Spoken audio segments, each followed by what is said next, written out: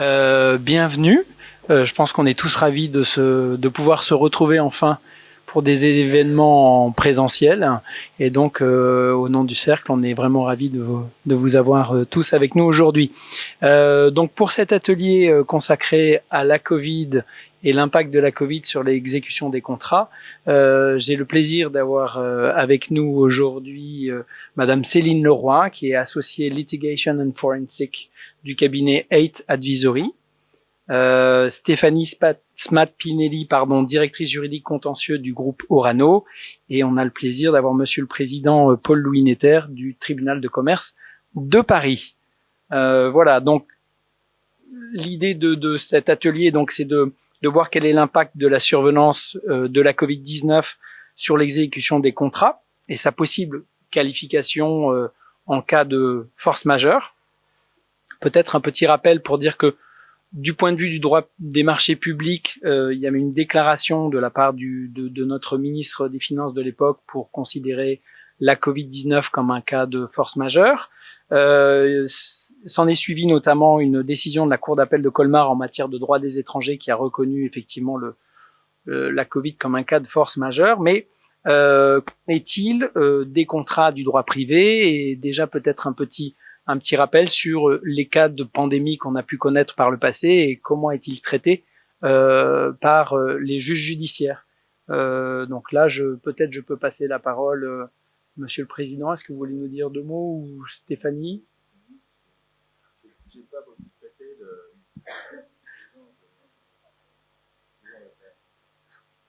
Ou en tout cas... Vas-y.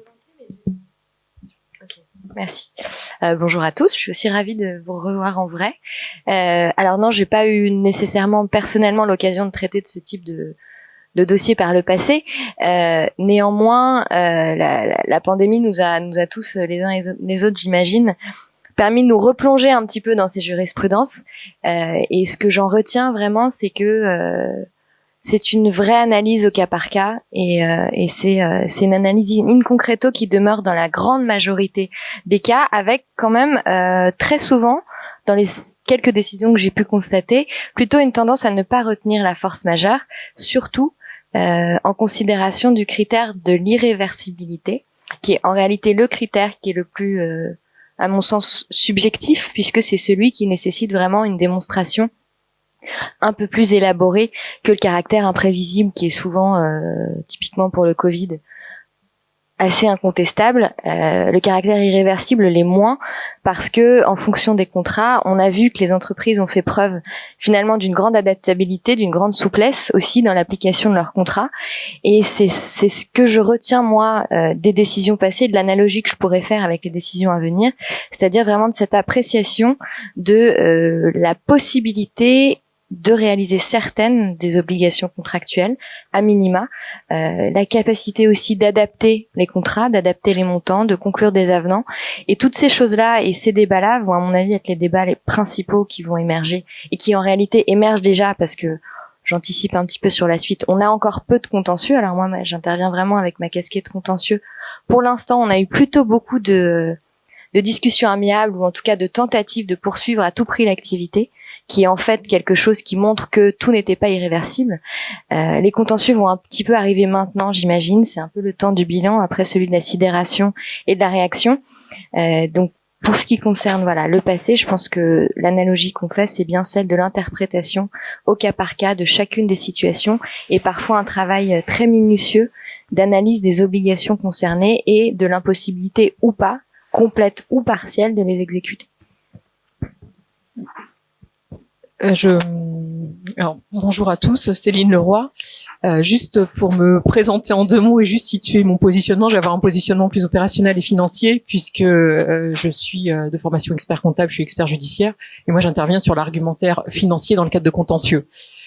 Sur le passé, juste peut-être une remarque complémentaire, je rejoins totalement Stéphanie sur l'analyse sur la force majeure. Nous, ce qu'on a pu voir, c'était que du coup, on avait plutôt des sujets à traiter qui étaient liés à l'imprévision. Et à l'époque, du coup, sur les crises antérieures, les mécanismes et le droit contractuel ne prévoyaient pas l'imprévision. Donc les dossiers qu'on avait à traiter lorsqu'on ne pouvait pas intervenir ou qu'on n'avait pas d'argument sur la force majeure touchaient à des mécanismes de clause de hardship. Et ça, c'était des typologies de dossiers où on devait démontrer du coup qu'il y avait un déséquilibre économique significatif du contrat pour pouvoir du coup justifier d'une renégociation ou d'une rupture du contrat. Donc sur le passé, je pense que voilà, c'était une pratique, j'allais dire, qui n'était pas encore inscrite dans les textes, et on va pouvoir voir les évolutions, ce qui va être intéressant sur l'aspect opérationnel également. Oui, c'est vrai. On a pu voir qu'effectivement les épidémies chikungunya, Ebola, la dengue en Martinique ou à Chine, à ma connaissance, avaient plutôt donné lieu à des décisions qui n'avaient pas retenu la force majeure. Et donc, on pouvait se poser la question, mais qu'allait-il en être de la Covid-19, encore une fois, dans le cadre des rapports sur le droit privé. Et donc là, Monsieur le Président, est-ce qu'il n'y a pas eu finalement un virage par rapport à l'état du droit antérieur?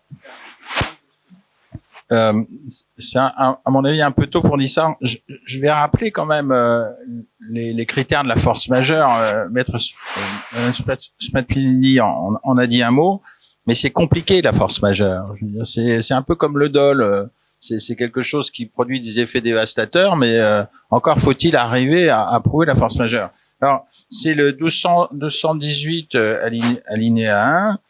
Je le rappelle, il y a force majeure en matière contractuelle lorsqu'un événement échappant au contrôle du débiteur, ça c'est le premier point, qui ne pouvait être raisonnablement prévu, c'est le deuxième point, lors de la conclusion du contrat, et dont les effets ne peuvent être évités par des mesures appropriées empêchant l'exécution de l'obligation. Il y a trois conditions qui sont cumulatives: l'extériorité, l'imprévisibilité et l'irrésistibilité qui empêchent l'exécution du contrat. Et il faut ajouter une chose, c'est que la Cour de cassation a toujours considéré qu'une obligation de paiement n'était pas concernée par la force majeure. Parce qu'une obligation de paiement n'a aucun caractère et ne peut revêtir un caractère d'impossibilité d'exécution. Voilà, donc, si on se place sur le terrain de la force majeure, les choses sont assez compliquées parce qu'il faut démontrer tout ça. Alors, il y a eu depuis l'imprévision, sauf que ce qu'on voit dans les contentieux qui sont venus chez nous, souvent, c'est que il y avait renonciation à l'imprévision. Vous savez que l'imprévision, on peut renoncer à l'imprévision. Et il y a des contrats où les rapports sont pas strictement équilibrés et souvent on vous dit bon ben voilà, si vous voulez travailler avec nous, il faut renoncer à l'imprévision. Voilà. Donc ça c'est un sujet. Mais jusqu'à présent, la juridiction que j'ai l'honneur de présider n'a pas retenu la force majeure, sauf dans un cas très particulier qui est EDF et Total Énergie, mais ça, c'est quelque chose d'un peu spécial, parce que la force majeure n'était pas établie, notamment pour les obligations de paiement. Et pour l'imprévision, on a eu des contrats qui excluaient l'imprévision. Ça, c'est une leçon qu'on pourra tirer pour l'avenir, parce que l'imprévision, c'est utile. C'est beaucoup plus utile en réalité que la force majeure, me semble-t-il. C'est beaucoup plus aisé à démontrer et à appliquer, à mon avis. Maintenant, le fait qu'elle soit facultative et qu'elle puisse être retirée, à mon avis, c'est pas forcément une bonne chose. C'est un autre sujet. Voilà. Tout à fait. Vous avez évoqué le contentieux EDF Total Énergie. Est-ce que vous pouvez peut-être nous en dire quelques mots? Bon, c'est un contentieux qui est arrivé assez vite, puisque il est intervenu en avril-mai 2020. Donc, le contexte, c'est dans le cadre pour insuffler la concurrence dans le marché de l'énergie, EDF doit fournir à des acheteurs de l'électricité nucléaire à un prix donné. Alors, en général, ça se passe bien. On achète l'électricité nucléaire pas trop chère et on la revend à ses clients.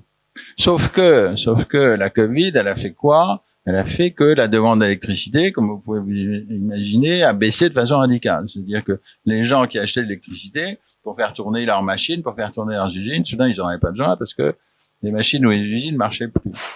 Donc, il y a des acheteurs d'électricité qui ont dit, nous, on veut plus acheter. Et il y a un contrat qui évoque la force majeure. Sauf que c'est pas la force majeure tout court. Et c'est ça qui rendait le contentieux un petit peu particulier. Il se trouve que c'est moi qui l'ai traité.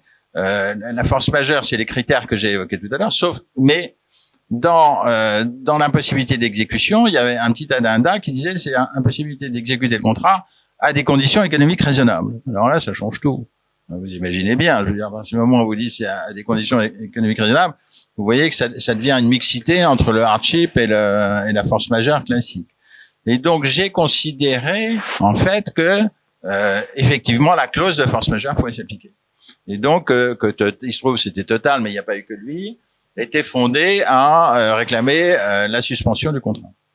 Et c'est une décision qui a été confirmée ensuite par la Cour d'appel de Paris. Donc, on est dans quelque chose d'un petit peu mixte, encore une fois, force majeure et imprévision. Mais c'était très intéressant. Et bon, il y a eu d'autres conflits, mais on pourra en reparler, je pense. Peut-être Ouais. évoquer aussi le conflit avec les assureurs. Ouais, alors, oui. Là aussi, c'est des conflits qui sont arrivés un petit peu plus tardivement. L'idée, évidemment, c'est les restaurateurs qui se sont trouvés dans l'obligation de fermer leur établissement se sont retournés vers l'assureur pour se voir couvrir des pertes d'exploitation. Alors, le monde de l'assurance n'est pas un paysage unique puisqu'il est réglé par les contrats. Mais il y a eu des contrats qui étaient clairs pour dire non, on n'indemnise pas. Il y a eu des contrats qui étaient moins clairs. Il y a eu un contrat qui a été assez largement diffusé par une compagnie. Il y a eu beaucoup de contentieux parce que le contrat visait expressément l'épidémie et visait donc la couverture en cas d'épidémie. Donc normalement tout va bien. Sauf que dans le même temps, on disait ah oui, mais cette couverture en cas d'épidémie ne fonctionne pas si dans le même département il y a un autre établissement qui ferme pour les mêmes raisons. Voilà.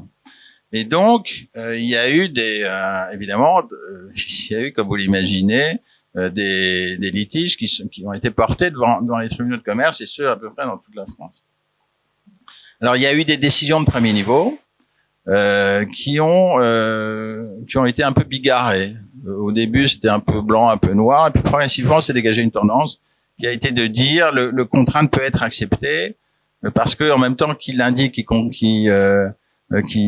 couvre l'épidémie, dans les faits, une clause suivante vide de sens la couverture. Alors, il y a un certain nombre de décisions, et puis il y a eu des décisions de cour d'appel.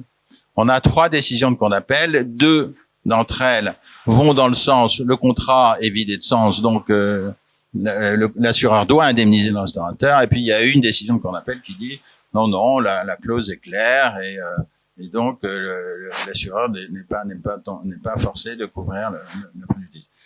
Il n'y a pas eu encore de décision de la Cour d'appel de Paris sur ce sujet-là, et il n'y a évidemment pas eu non plus de décision de la Cour suprême pour la cassation. Donc on l'attend avec intérêt.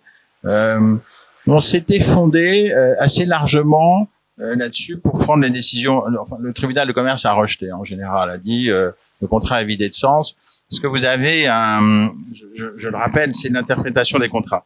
Et vous avez aujourd'hui un article, je sais plus si c'est le 1128 ou quelque chose comme ça, qui dit que dans la difficulté de déceler l'intention commune des parties, il faut donner au contrat l'interprétation qu'une personne raisonnable va lui donner.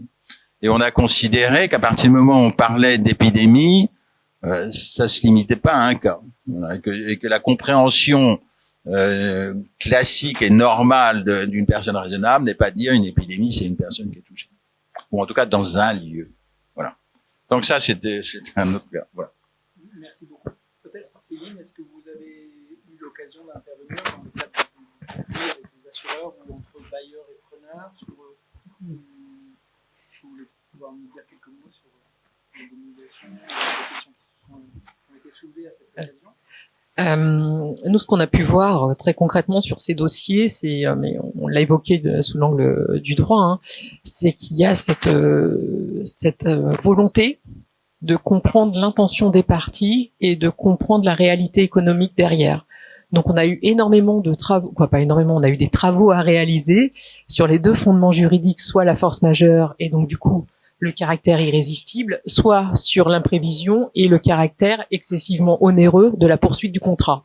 Donc c'est sur ces sujets-là, en fin de compte, qu'on s'est rendu compte, c'était vraiment une période très particulière où on sentait que les parties étaient dans une logique, on reviendra après sur quelques exceptions, de bonne foi, Donc il y avait vraiment une volonté des parties de comprendre l'origine des difficultés et les impacts. Donc on a fait énormément de travaux spécifiques de modélisation plutôt des impacts de la crise et de la démonstration du lien de causalité. Ça, c'était quelque chose qui est très très important aussi pour s'assurer que les conséquences financières qu'on chiffrait étaient bien liées à la crise et à la pandémie et n'étaient pas liées à d'autres phénomènes. Et le deuxième point, c'est qu'on a vu aussi au niveau des décisions une volonté de justement du tribunal de commerce et des instances de premier niveau de s'assurer qu'il y avait quand même un bien fondé aux actions. Et sur les loyers, c'était vraiment le cas, c'était de dire sur ce caractère irrésistible, pour avoir une décision vraiment favorable, fallait être en mesure de démontrer éventuellement qu'il y avait une impossibilité réelle de payer. Et ça, il y a eu de nombreux rejets sur ce fondement-là. Et le deuxième point aussi, c'est sur tout ce qui est volonté de trouver des solutions. On a vu énormément de suivi de la part de l'État et des volontés, on pourra en reparler, très fortes de l'État pour que les groupes respectent leur délai de paiement et essayent de trouver des solutions qui soient des solutions pérennes pour l'activité. Sur les très grands projets, c'était souvent des négociations qui visaient à chiffrer concrètement les impacts, les retards et essayer de trouver une balance équitable entre les parties. Merci. Peut-être maintenant, est-ce que vous pourriez nous dire quelques mots, Stéphanie, de la manière dont les directions juridiques en interne ont vécu, puisqu'on a eu, je dirais, vos deux points de vue. C'est intéressant pour les directeurs juridiques de voir comment vous avez vécu, je dirais, la période. Est-ce qu'il y a eu plusieurs périodes et comment ça a été vécu en interne? Volontiers. Alors oui, ça a été un travail assez lourd parce que il a été évidemment, comme je dis tout à l'heure, il a été teinté de plusieurs moments. Et ce premier moment de sidération est évidemment le moment un peu compliqué où les uns et les autres, et en ce qui concerne le groupe dans lequel je travaille en particulier, on a beaucoup de BU, on a beaucoup de directions juridiques qui sont un petit peu décentralisées, en France, à l'étranger, etc. Et je crois que les uns et les autres ont voulu être très réactifs. Et pour certains, des courriers sont partis sans évidemment parfois qu'ils nous soient soumis, parfois par des opérationnels, parfois aussi par des juristes. Mais encore une fois, je pense qu'il y a eu une volonté à tout prix de réagir, mais les réactions étaient parfois un petit peu trop impulsives et les courriers nous sont revenus et le maître mot qui nous a vite été donné par la direction générale, c'était poursuite de l'activité à tout prix. Alors c'est pas forcément inhérent à notre activité, mais l'activité d'Orano implique nécessairement, notamment en raison de tous les problèmes de sûreté et de sécurité, une impérieuse nécessité de poursuivre l'activité. Donc le maître mot, c'était poursuivre l'activité coûte que coûte et préserver nos relations commerciales avec nos contractants et notamment les petites entreprises. C'est vraiment, on a eu une réunion de crise, une des premières, peut-être probablement le 17 ou 18 mars, où on nous a dit à tout prix, vous ferez tout pour ménager nos contrats.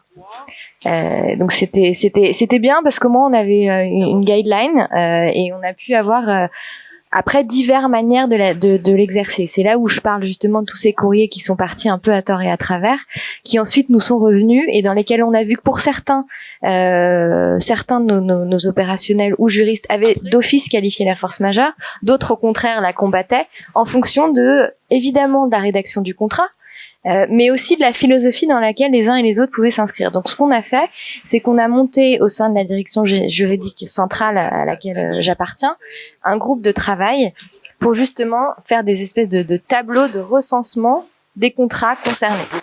Ce qui a été un travail assez lourd, qui a impliqué beaucoup de temps et a mobilisé pas mal de juristes, parce qu'il a fallu qu'on essaye de dégager une politique à peu près cohérente. Parce qu'on s'est dit, et ça c'est plutôt mon regard contentieux, on s'est dit à un moment ou à un autre, il y aura des contentieux, et j'y reviendrai, je pense que c'est ça, le temps du contentieux, en tout cas pour ce qui nous concerne, commence, peut-être que pour certains, il a commencé un peu plus tôt, mais pour nous, il commence. Mais ce travail vraiment de recensement a été hyper intéressant parce qu'on a pu essayer de dégager une politique commune et des réactions à peu près cohérentes en fonction des contrats qui, encore une fois, en fonction de nos co-contractants étrangers, français, prévoyaient des clauses assez différentes. Alors, on en a parlé pendant juriste habitué à la négociation de contrats, mais ce travail-là m'a permis vraiment de voir que on avait une politique de contrat assez court, avec des clauses assez courtes. Je pense que ce serait une des questions ensuite, c'est l'évolution de ces contrats qui avaient parfois le mérite au moins de la simplicité et parfois évidemment de l'ambiguïté. Et c'est là aussi où je peux me permettre de dire ça dans cette sphère-là, c'est que il y a une petite schizophrénie aussi, honnêtement, quand on est à la fois client et prestataire. C'est-à-dire qu'on a envie d'interpréter différemment les contrats. Donc c'est vraiment l'objectif de ce groupe de travail que de se dire, dans ce contrat-là, on est client, voilà ce que dit la cause, voilà dans quelques mois l'interprétation qu'il faudra qu'on pousse devant un tribunal parce qu'on sait qu'il y aura un débat. Donc c'est vraiment ce travail-là qui nous a permis de nous préparer, et finalement là où moi je suis intervenue personnellement, c'est pour faire de nouveaux courriers quand je sentais qu'il fallait justement pas du tout revendiquer la force majeure parce que c'était un vrai piège. Donc on a réécrit des courriers. Alors c'est toujours l'exercice très périlleux de ne pas non plus se dédire, mais en même temps d'expliquer que les choses ont évolué, qu'on a trouvé typiquement sur l'irrésistibilité des solutions palliatives qui permettront finalement, et dans l'intérêt commun, de poursuivre et de pérenniser notre relation commerciale et surtout d'avancer sur nos chantiers. Donc ça a été un exercice que j'ai trouvé personnellement très intéressant parce qu'il a vraiment nécessité d'être un petit peu agile et de voir aussi, de permettre aux équipes de nous parler de leurs projets, de nous permettre justement des solutions qu'ils pouvaient mettre en œuvre pour pallier parfois l'absence des prestataires ou pour faire avancer un chantier en mode ralenti, etc. Donc ça, c'est vraiment l'exercice qu'on a fait, qui a duré quelques mois. Et puis ensuite, il y a eu une seconde phase qui a commencé à la fin du printemps, qui a été celle des premières médiations, parce que Orano est très friande de médiation, en tout cas l'était par le passé et avait des clauses de médiation obligatoires. Donc on a des premières médiations qui ont commencé, et c'est là qu'on voit aussi que la pandémie est parfois instrumentalisée, évidemment, notamment dans le cadre de grands chantiers de travaux pour lesquels on avait déjà des retards. Les retards ont été évidemment démultipliés par la pandémie, et il va falloir faire cet exercice analytique qu'évidemment nos intervenants aux travaux ne font pas, de distinguer ce qui relève vraiment du passé, ce qui relève précisément de la pandémie et ce qui relève peut-être ensuite de conséquences. Donc c'est finalement un exercice pour des juristes de travail sur la causalité, à mon sens, qui va être un travail difficile, qui n'est pas un travail qui se prête à la médiation. Donc on va voir un peu où nous mènerons ces médiations. C'est un travail qu'on mènera plus probablement devant Monsieur le Président. Ce travail délicat d'analyse de la cause. Mais aujourd'hui, voilà, on est dans cette phase de médiation avec notamment une discussion qui est intéressante dans beaucoup de dossiers, c'est celle de l'application des pénalités de retard. Parce que ce qu'on a souvent fait, c'est qu'on a, conformément aux instructions gouvernementales, interrompu l'application des pénalités entre le mois de mars et le mois de juillet. Mais pour beaucoup de contrats, on les a repris nécessairement parce qu'il y a une réalité économique derrière assez vite en juillet, et ça c'est un reproche qui est très très prégnant, c'est de nous dire annuler ces pénalités. On va trouver un accord, mais dans les 2-3 médiations aujourd'hui qui sont assez actives, on a cette problématique qui est assez psychologique aussi, de nous dire on est d'accord pour discuter, mais avant tout vous annulez les pénalités. Voilà, c'est des témoignages très concrets, mais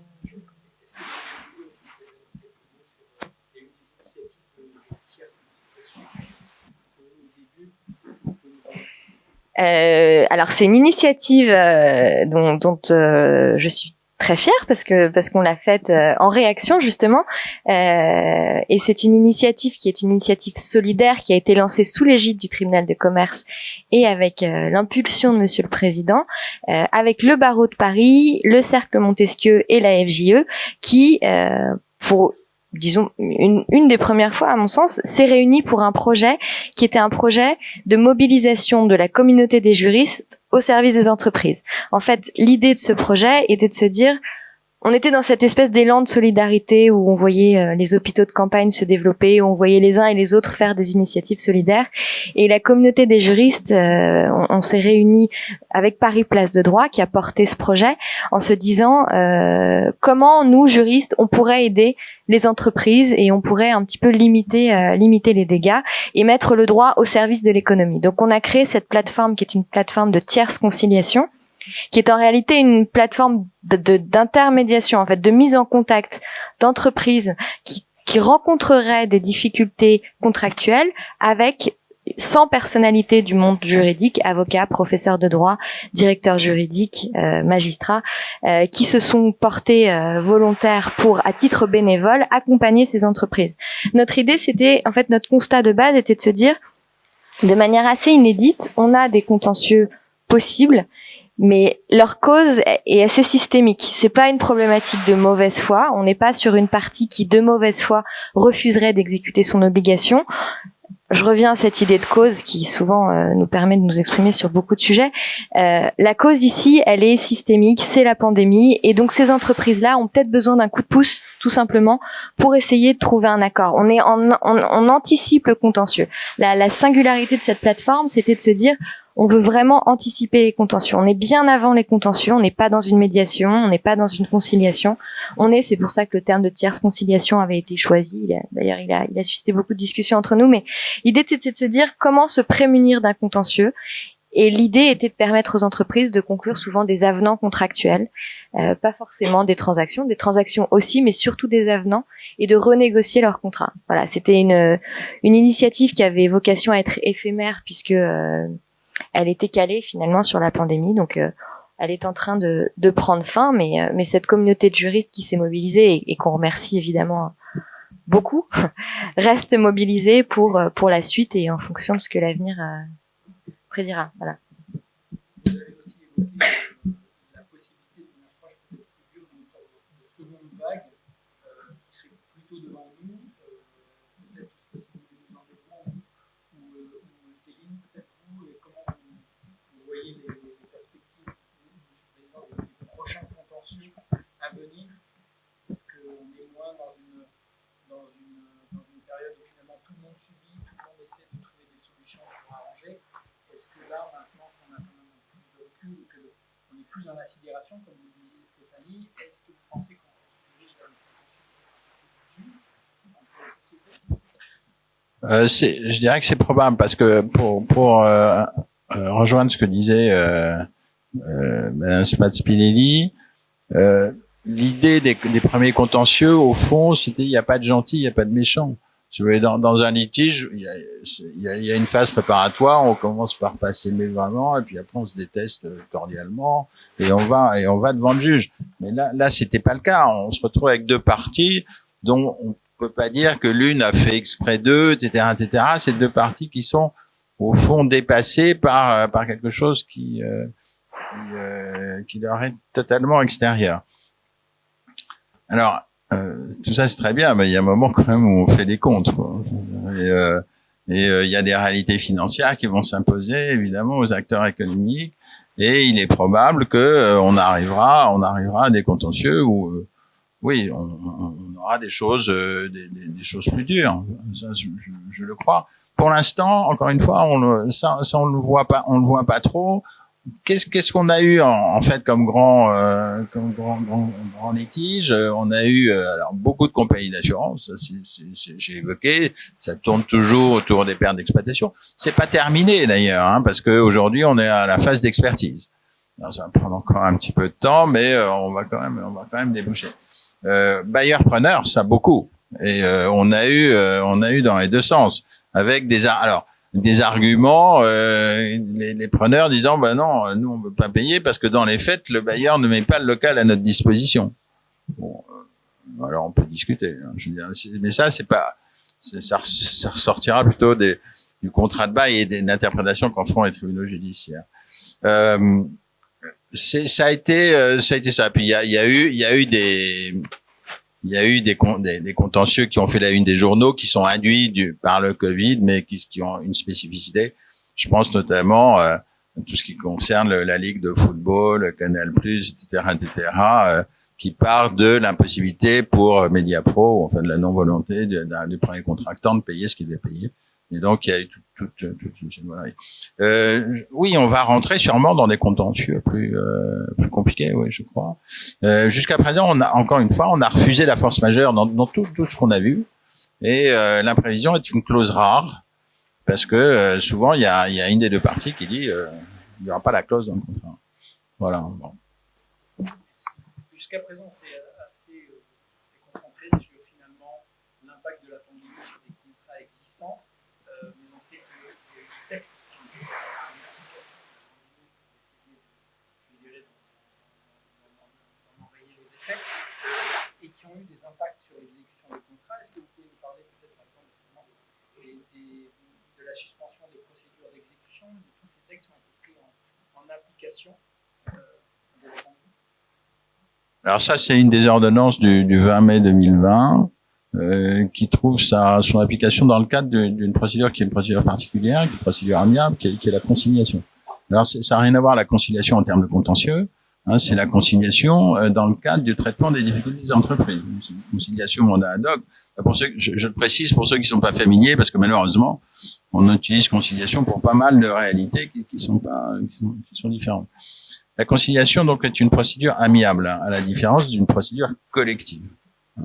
Mandat ad hoc, conciliation, procédure amiable, sauvegarde, redressement, liquidation judiciaire, procédure collective. Bon, ceci posé.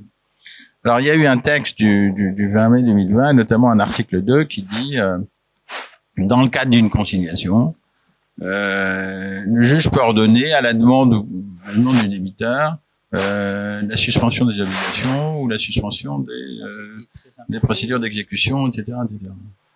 Alors ça, finalement, quand vous êtes débiteur, vous dites ça c'est super, je vais rentrer en conciliation et je vais demander au juge. Et on a eu effectivement, alors les procédures amiables ont connu pendant toute la crise d'ailleurs, pour d'autres raisons aussi, ont connu un vrai succès. Autant les procédures collectives se sont affaissées, autant les procédures amiables ont eu beaucoup de succès.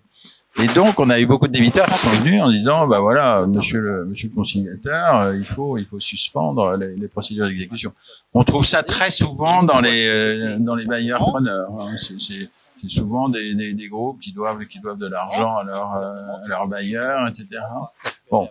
Et alors c'est un peu compliqué, moi je trouve, parce que d'abord ça dénature en partie la conciliation, parce que ça introduit dans la conciliation, vous êtes d'accord, vous n'êtes pas d'accord, mais si vous n'êtes pas d'accord, vous n'êtes pas affecté par la conciliation. Là, on vous tord le bras concrètement. Je veux dire, on dit ben voilà. Et on vous tord le bras tout le temps de la conciliation. C'est-à-dire, c'est quand même un petit peu de temps. Ce qui fait que d'ailleurs, la conciliation aujourd'hui a à peu près tué le mandat ad hoc, et que peut-être ce sera une disposition qui sera reprise dans de nouveaux textes. Je suis pas très favorable, mais c'est comme ça. Donc là, on a eu beaucoup de contentieux dans ce domaine-là. Il y a un certain nombre d'entreprises. Je ne vais pas les citer, mais dont l'activité assez largement tient à la location. Location pour des locaux des appartements de vacances ou des choses comme ça, ou location pour des appartements spécialisés ou des studios spécialisés pour les étudiants. Là, on a eu beaucoup de demandes dans ce domaine-là. Donc ça, c'est un vrai effet Covid. Et nous, on est très attentifs à tenir compte, certes, de l'intérêt du débiteur, mais aussi du créancier. Je veux dire, on est quand même dans une économie où il y a assez facilement des effets de chaîne. Donc, si on dit, bah voilà, on suspend tout, oui, les conséquences pour les créanciers, quelquefois, c'est des conséquences extrêmement difficiles. Et donc, pour les tribunaux, et en particulier pour Paris, on a organisé là-dessus des débats contradictoires pour pas prendre des décisions sans connaître la situation. Voilà. On verra si cette disposition survit à la crise Covid. Personnellement, je ne le souhaiterais pas. Je ne suis pas député non plus. On s'est pas mal concentré sur les contrats en interne.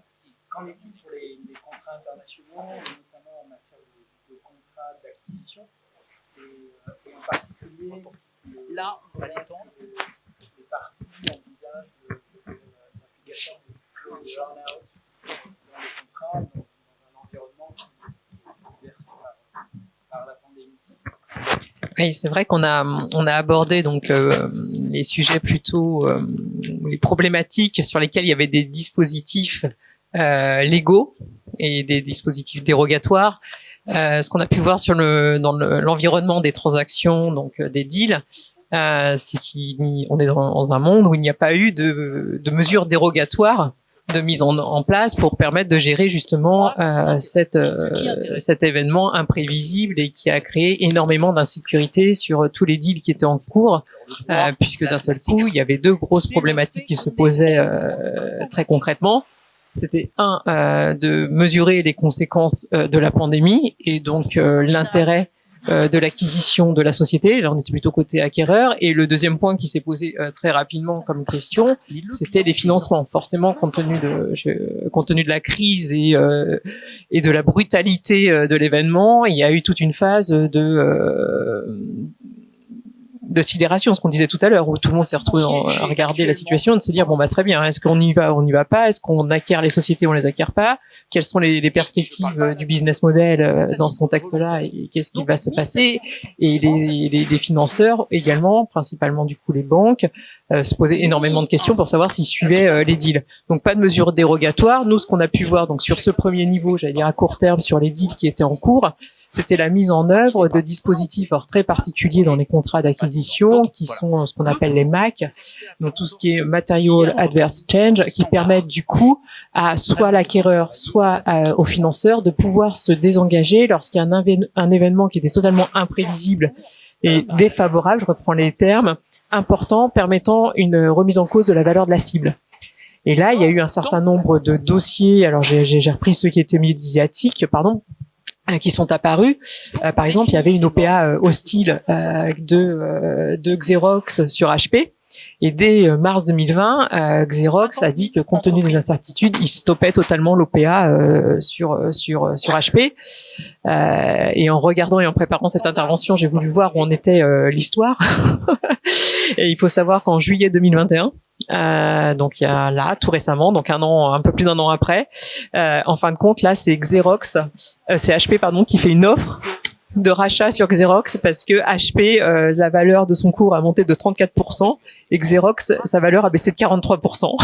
Donc le rapport de force est totalement inversé et il redémarre une négociation. Donc c'est plus une OPA hostile mais ça devient une négociation amiable d'acquisition. Donc, comme quoi ces mécanismes-là existent. Pareil, il y a eu le rachat de Cruise Line qui vendait des billets, de croisière, qui du coup, il y avait un changement du fonds d'investissement qui détenait la participation. L'acquéreur, du coup, a voulu arrêter l'acquisition de cette société en se disant bon, très bien, les croisières, je ne vois pas trop l'avenir du business model, j'ai un peu peur, donc je stoppe.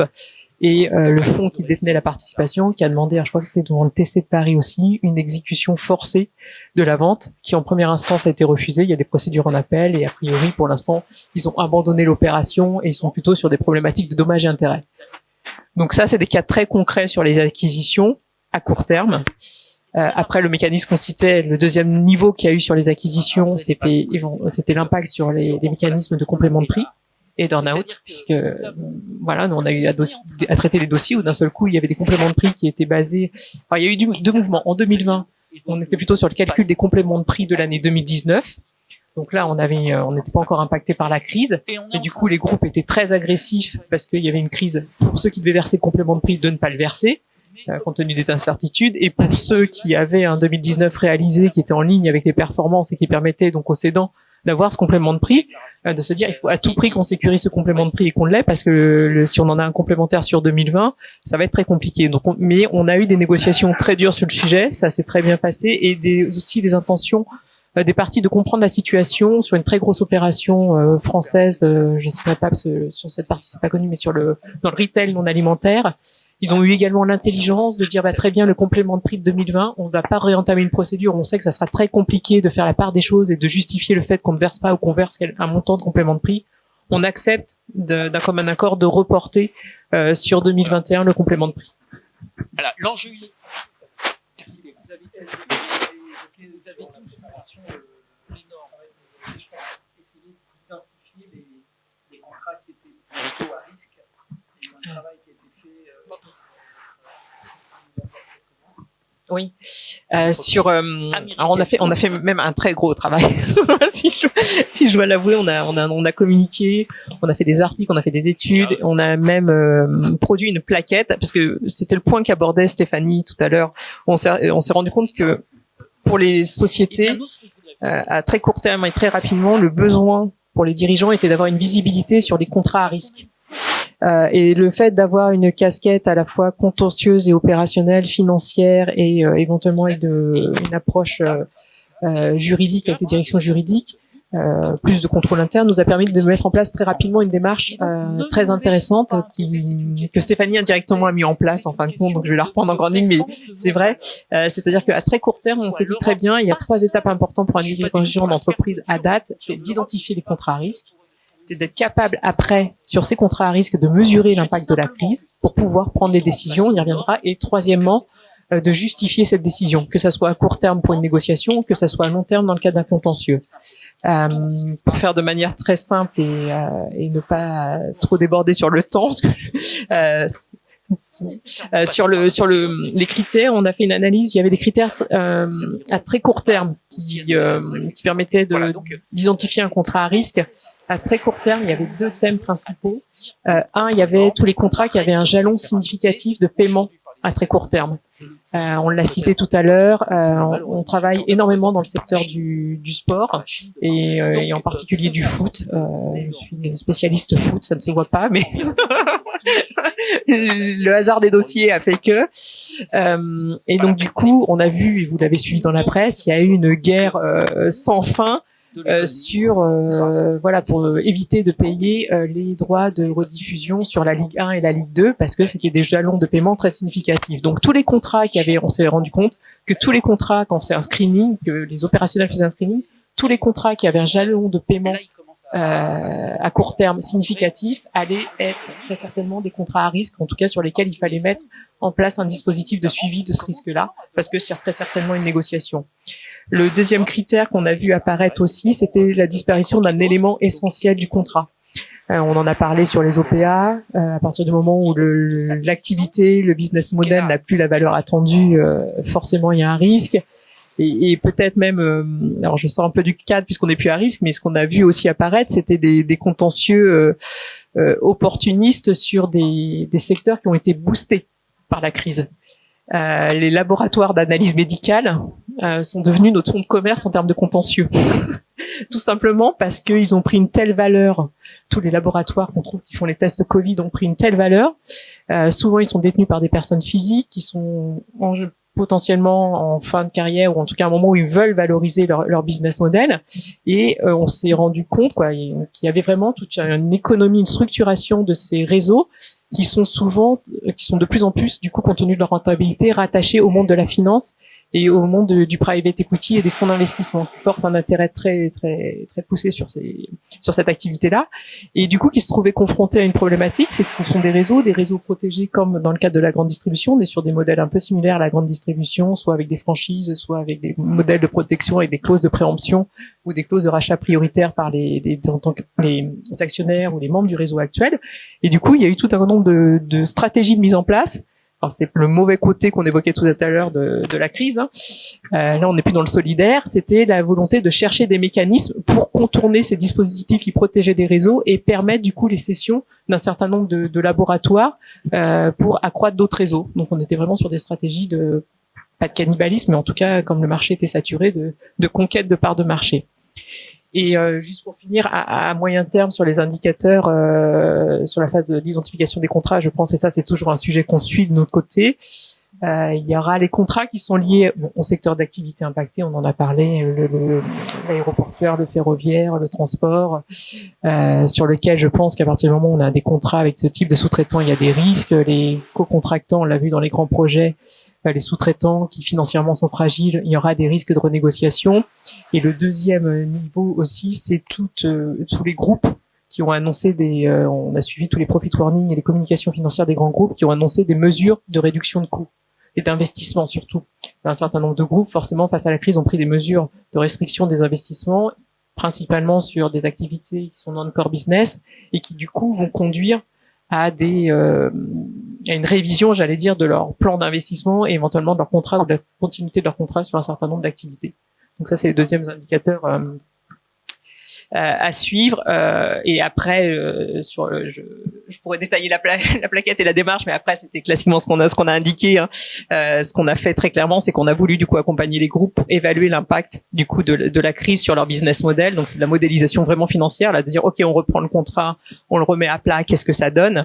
Et on a aussi travaillé énormément sur les impacts des scénarios de sortie. Et ça, c'était vraiment très intéressant parce que à partir du moment où un groupe se dit bon bah très bien, ce contrat où je suis dans une situation où pour l'exécuter, je peux pas faire valoir le caractère de force majeure et je dois démontrer soit l'imprévisibilité, soit je dois trouver une autre solution de négociation. C'est vrai qu'on a fait des scénarios où on a analysé les impacts en fonction d'une sortie pour faute à tort exclusif, et on parlait tout à l'heure des procédures collectives. On a eu un dossier très intéressant, on a été même jusqu'à l'analyse du coup de l'impact que serait de la prise de décision de passer en état de cessation de paiement et du coup en procédure collective, et de chiffrer du coup les conditions de sortie pour une inexécution rendue impossible du fait de la situation.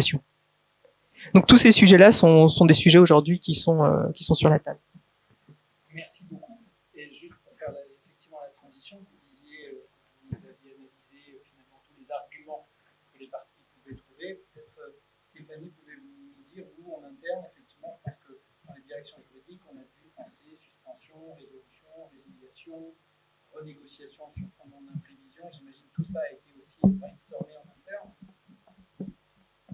Ah oui, ça a été très brainstormé en interne, et c'est très difficile d'avoir une réponse homogène, parce que, comme je l'indiquais tout à l'heure, et je pense qu'on a les uns et les autres été confrontés à ce genre de difficultés, tout va évidemment dépendre du statut qu'on a dans le contrat, de ses enjeux, et aussi disons, du temps contractuel.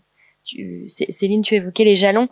Ça, c'est vrai que c'est une problématique qui était très prégnante, c'est-à-dire que certains contrats sont des contrats de très longue durée pour lesquels finalement on avait un peu plus de souffle, et d'autres nécessitaient des réactions plus immédiates. Donc on a, de manière générale, et pour schématiser, à ce stade, toujours essayé de préconiser la renégociation, indépendamment des clauses d'imprévision, parce que, comme je l'expliquais, on a eu la chance, entre guillemets, d'être dans une phase assez consensuelle pour l'instant. Mais je sais très bien, puisque, encore une fois, j'interviens plutôt avec une casquette contentieux, et les premiers pré-contentieux arrivent. Cette phase consensuelle a réellement des limites. Vous parliez du temps des comptes, on est vraiment dans ce temps des comptes. Certains contrats ont pu être renégociés de manière temporaire, je dirais. On a réussi à trouver des solutions ponctuelles de sortie pour essayer de s'accommoder les uns et les autres pour les quelques mois, je dirais vraiment entre mars et juillet. Mais ces solutions temporaires, qui avaient vocation à être temporaires et éphémères, aujourd'hui sont un peu remises en cause, évidemment. Alors parfois par nous, encore une fois, quand on est client, parfois par nos clients précisément quand on est prestataire. Donc voilà, on a vraiment privilégié la renégociation. Les arguments, c'est toujours les mêmes, encore une fois, hein, je me répète un peu, mais c'est vraiment ce travail analytique de causalité et d'analyse de la réelle impossibilité d'exécuter nos obligations ou pas. Et là, on a typiquement un dossier dans lequel un contrat informatique très complexe, dans lequel on est client, et notre fournisseur nous explique, après avoir permis un certain nombre de mesures palliatives temporaires, aujourd'hui nous dit on a perdu énormément d'argent, ce qui n'était pas du tout la question quand on a mis en place les mesures. C'est-à-dire qu'on savait que ce serait sous-jacent à un moment ou à un autre, mais dans le cadre de la poursuite de nos activités, et également pour eux en tant que prestataires, ils avaient également besoin de pérenniser leurs relations contractuelles, donc c'était assez win-win à cette époque-là. Aujourd'hui, ils nous disent bon, en réalité, on a fait plein de trucs pour vous, on s'est accommodé, le télétravail, on a mis nos salariés en télétravail, les vôtres étaient en télétravail, les besoins ont changé, donc finalement, le périmètre du contrat a évolué, ce qui n'était pas du tout un débat qu'on avait eu à l'époque. Alors on sentait qu'il émergerait, mais aujourd'hui, on a vraiment un très lourd contentieux finalement, parce qu'on se dit ils ont été super réactifs et super consensuel, et en fait aujourd'hui ils nous demandent des montants astronomiques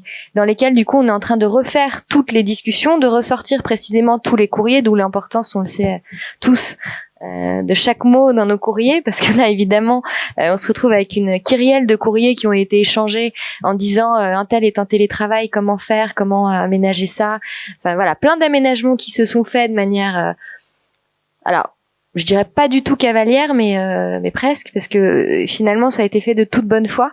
Mais aujourd'hui, il faut encore une fois recenser tout ça et essayer de trouver des solutions globales. Et ça, c'est un de nos premiers contentieux vraiment où on a poursuivi l'activité, qui, comme je vous l'expliquais tout à l'heure, était l'objectif qui nous a été donné. Mais néanmoins, maintenant, le temps des comptes va être un temps compliqué parce que il va falloir et encore une fois, je me répète, pardon, mais il va falloir qu'on distingue ce qui relevait vraiment de la pandémie et ce qui, par ailleurs, relevait de défaillance de notre prestataire qui, en réalité, pandémie ou pas, était incompétent ou insuffisamment compétent sur telle ou telle prestation. Donc, c'est un travail qui va être long et on est en médiation en ce moment dans ce dossier-là, mais je sais bien que la médiation va être difficile. Et si on parvenait pas à une médiation, ce que je crains, c'est d'aller devant le tribunal, avec tout le respect que j'ai pour le tribunal de commerce, mais ça va impliquer une expertise. Et en fait, c'est ça qui est quelque chose qui est assez lourd et chronophage, et ça va être très compliqué. Un dossier dont on a besoin qu'il aille vite, finalement, ça va être une expertise très technique, informatique, sur précisément les mesures qui ont été prises, est-ce qu'elles nécessitent une contrepartie financière ou pas.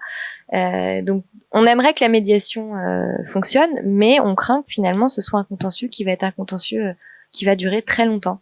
Vous avez dit que c'est le temps des comptes, c'est peut-être aussi du coup le temps d'une première conclusion sur globalement l'efficacité des contrats.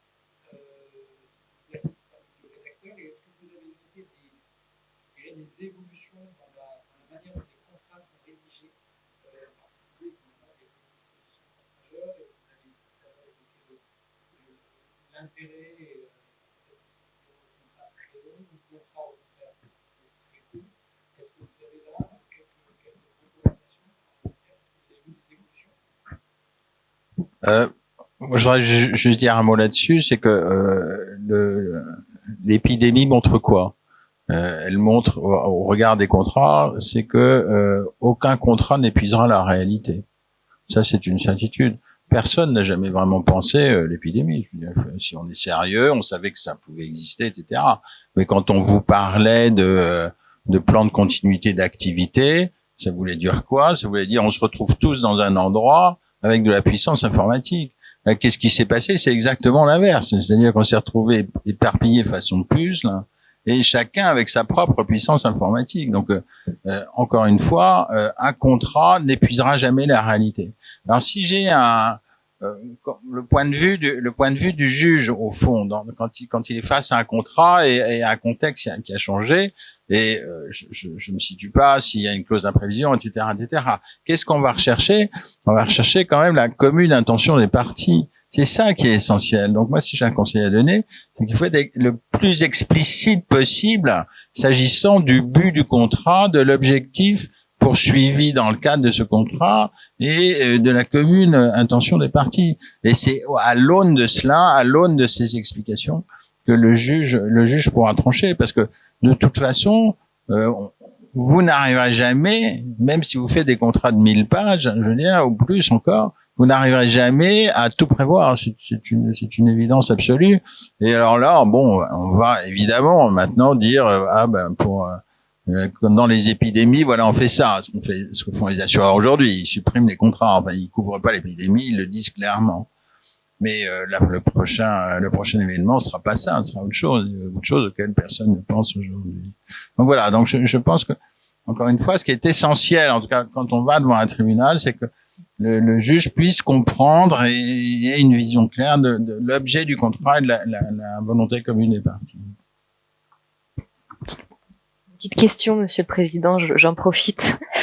J'entends bien qu'il faille, et au contraire, je suis tout à fait d'accord avec vous sur le fait qu'il faille absolument préciser l'intention des parties dans l'objet, dans les premières dispositions du contrat.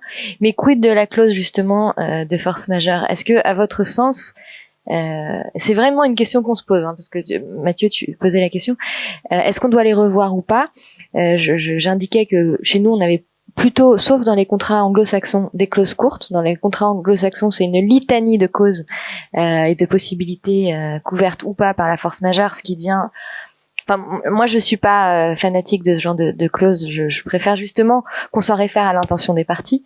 Mais du coup, la question se pose vraiment avec une acuité particulière aujourd'hui. Est-ce qu'on devrait quand même prévoir des clauses de force majeure avec une liste, si pas exhaustive, au moins relativement précise de cas, ou bien est-ce qu'on s'en cantonne à une analyse par le juge de l'intention et des parties et de l'interprétation globale du contrat?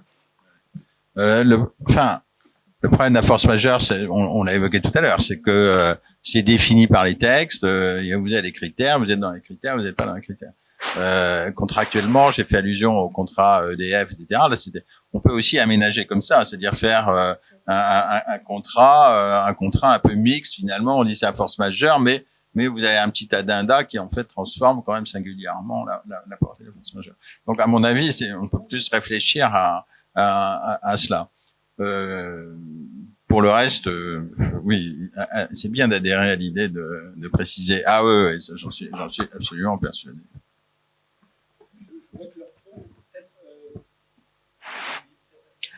Juste en 2 mots, oui, je prends pas longtemps. D'accord. En complément, mais totalement pour aller dans le sens de ce qui a été dit sur le fondement des contrats, la dernière recommandation que je ferai d'un point de vue purement financier et opérationnel, parce que nous, il nous arrive du coup de devoir interpréter financièrement des clauses. Je vais juste citer 2 exemples. Des clauses pénales, ça m'a fait penser en entendant le sujet. On a eu un contrat, un grand projet informatique qui a dû être abandonné dans le cadre de la crise. Et il y avait une clause pénale qui prévoyait du coup une indemnisation très forte, puisque les investissements initiaux étaient portés par la société créatrice du logiciel et de la solution informatique, sans que ce montant soit documenté.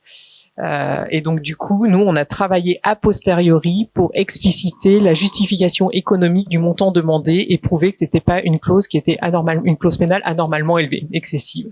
Donc ça, je pense que opérationnellement, la seule recommandation que je peux faire, ne pas faire des contrats complexes, oui, mais travailler avec vos opérationnels pour avoir une réalité économique et documentée derrière. On l'a vu sur cette clause pénale, je l'ai vu sur une clause de hardship qui prévoyait justement un dispositif de rupture en cas de déséquilibre significatif, mais le business plan, l'équilibre initial du contrat n'avait pas été documenté.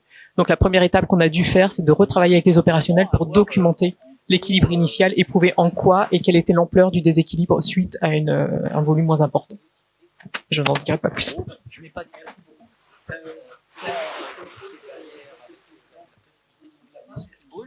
Est-ce qu'il y a des affaires les décisions attendues auxquelles les juristes devraient prêter attention dans les prochains mois?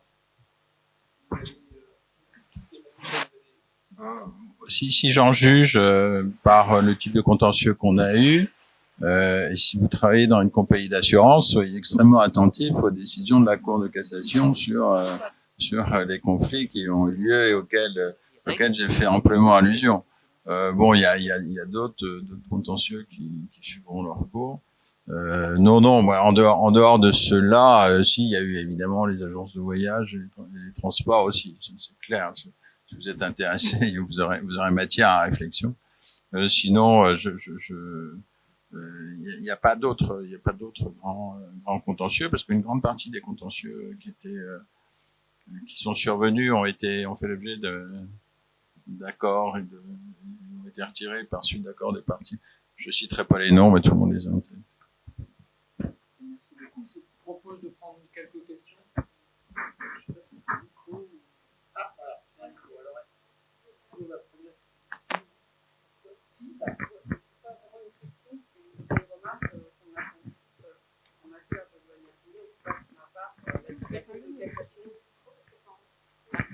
Oui, non, j'évoquais juste par rapport à ce qu'on attendait, en tout cas moi pour ma part, attentivement, c'est l'avis de la Cour de cassation du 5 octobre sur le sort des loyers impayés. Voilà, donc je sais pas si vous avez des observations par rapport à ça, mais en tout cas moi c'est un point que je surveille de près au-delà des contentieux. Voilà.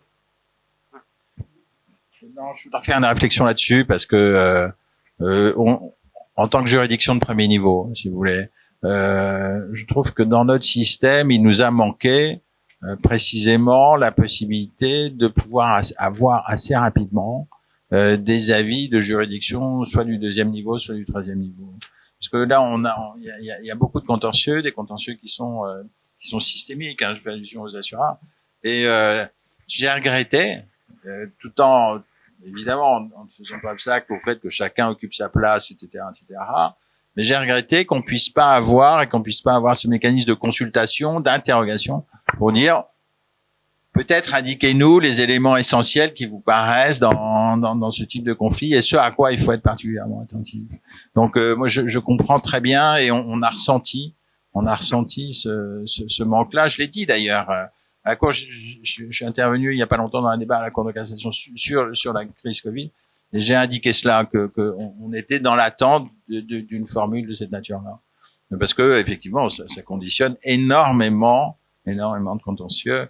Et sur les loyers, oui, évidemment, ça concerne beaucoup de gens, ça c'est sûr.